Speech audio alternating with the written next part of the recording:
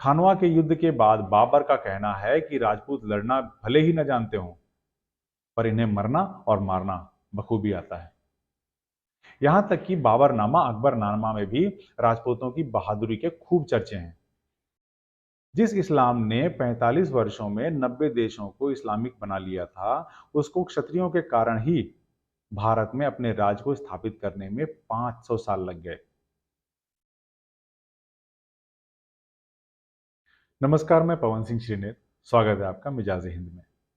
दोस्तों, मैंने विगत 12 अप्रैल को एक वीडियो बनाया था जिसमें कि अमरकोट रियासत, जो आज उमरकोट के नाम से पाकिस्तान में स्थित है, के बारे में बताया था कि कैसे उस अमरकोट के तत्कालीन जागीरदार राणा अर्जुन सिंह ने भारत विभाजन के समय भारत के साथ न जाकर पाकिस्तान के साथ जाने का निर्णय लिया था, और जिनके इसी गद्दारी के कारण पूरा सिंध आज पाकिस्तान का हिस्सा है, और जिनकी पाकिस्तान की जी हुजूरी के कारण ही वहां के हिंदुओं की स्थिति आज बद से बदतर है।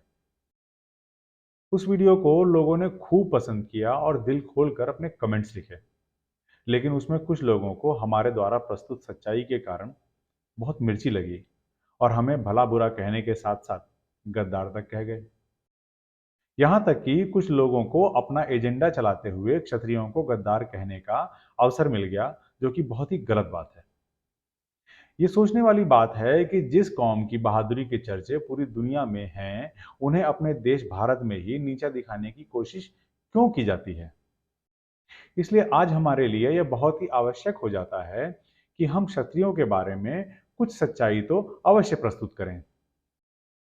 दोस्तों, हम आर्यावर्त के जिस भूभाग में रहते हैं उसको भारत के नाम से जाना जाता है, और इस भूभाग को क्षत्रिय द्वारा आदिकाल से ही संरक्षित और सुरक्षित रखा गया है।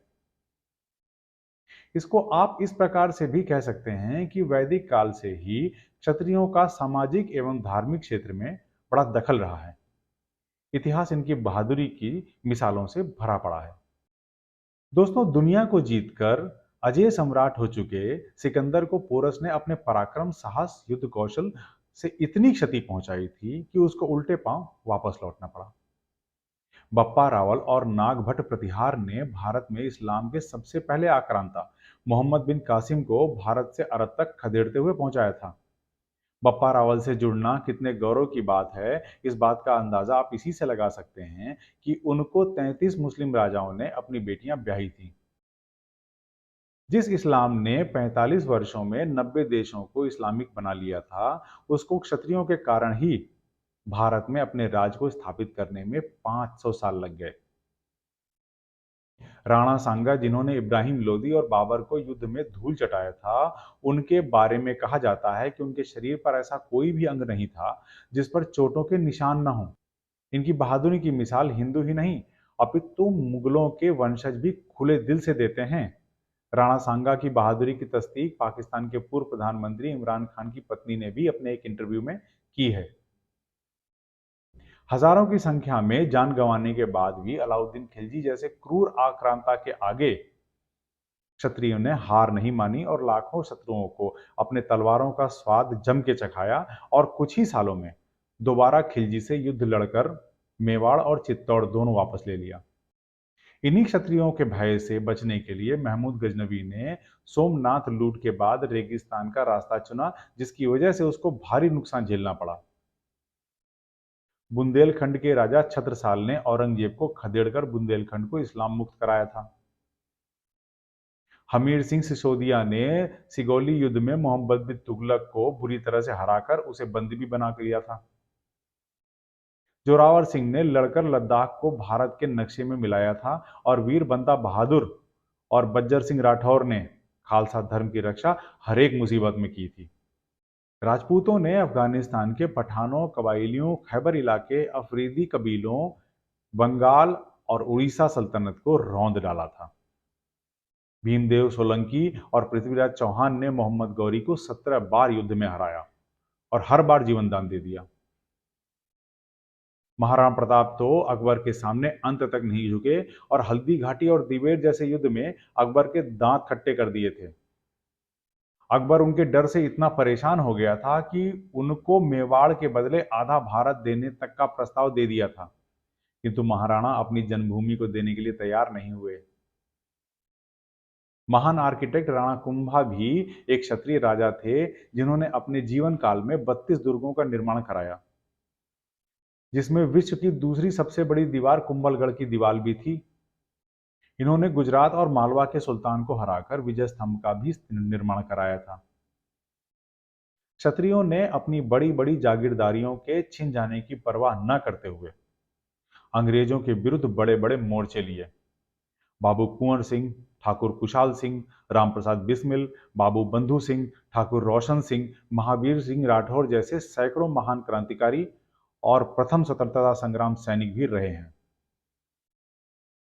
आधुनिक इतिहास में भी क्षत्रियों का बहुत ही प्रमुख योगदान है। जोधपुर लांसर के मेजर ठाकुर दलपत सिंह के नेतृत्व में राजपूत सेना ने 19वीं सदी में भी 7 समंदर पार जाकर विदेशी ताकतों से इजराइल को आजाद कराया था। वो भी तब जब तलवारों का मुकाबला मशीन गन से था। इजराइल आज भी हमें सम्मान देता है। दोस्तों, ये ध्यान देने वाली बात है कि क्षत्रियों का गौरव विभिन्न कालों में इतना प्रभावशाली रहा है कि स्वयं भगवान ने भी पृथ्वी पर जन्म लेने के लिए क्षत्रिय कुल को ही चुना था।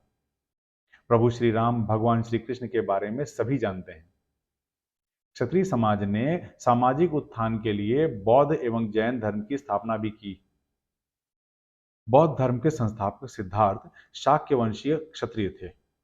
29 वर्ष की आयु में अपना संपूर्ण राजपाट पत्नी पुत्र को छोड़कर सत्य की खोज में निकल गए थे।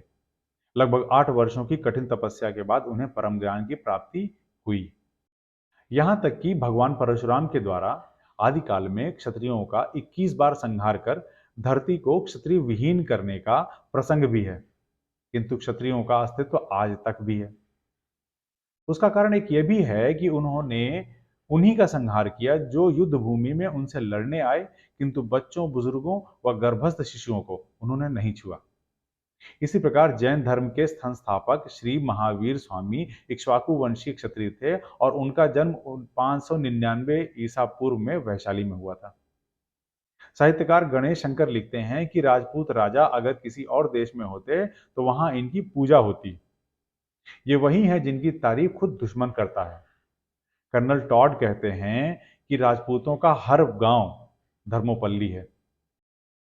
विदेशी शासक भी कहते हैं कि ऐसे राजपूत योद्धा अगर मेरी सेना में हो तो मैं पूरे संसार को जीत लूं। खानवा के युद्ध के बाद बाबर का कहना है कि राजपूत लड़ना भले ही न जानते हों, पर इन्हें मरना और मारना बखूबी आता है। यहां तक कि बाबरनामा, अकबरनामा में भी राजपूतों की बहादुरी के खूब चर्चे हैं। आज हम कलयुग के तीसरे चरण में हैं। वर्ण व्यवस्था लगभग समाप्त हो चुकी है, जो कि बिल्कुल सही भी है। पहले जो कार्य समाज में प्रचलित व्यवस्था के द्वारा होता था, जैसे कृषि, पशुधन, व्यापार, पूजा, धर्म कर्म, साफ सफाई, विद्या अर्जन, दान पुण्य, रक्षा इत्यादि, अब ये सभी काम मशीन द्वारा संचालित होते हैं। जैसे सफाई का काम किसी एक समुदाय की बजाय कोई भी मशीनों के इस्तेमाल से कर लेता है। उसी प्रकार क्षत्रियों के रक्षा धर्म का निर्वहन भारत की संगठित सेना आधुनिक अस्त्रों और शस्त्रों के द्वारा दिन रात तत्पर रहकर करती है।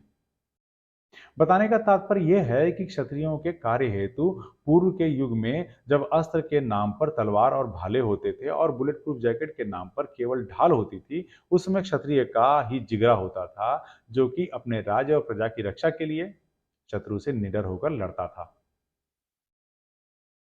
आज भी राजपूत रेजिमेंट, जो कि भारत की सबसे पुरानी रेजिमेंट है, एक मिसाल के रूप में आपके सामने है।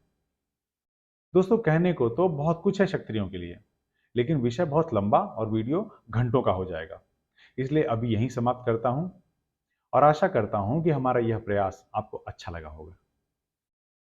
हमारे वीडियोस को लाइक और शेयर करिएगा, हमारे चैनल को सब्सक्राइब करिएगा और अपने कमेंट हमें कमेंट बॉक्स में अवश्य लिखें।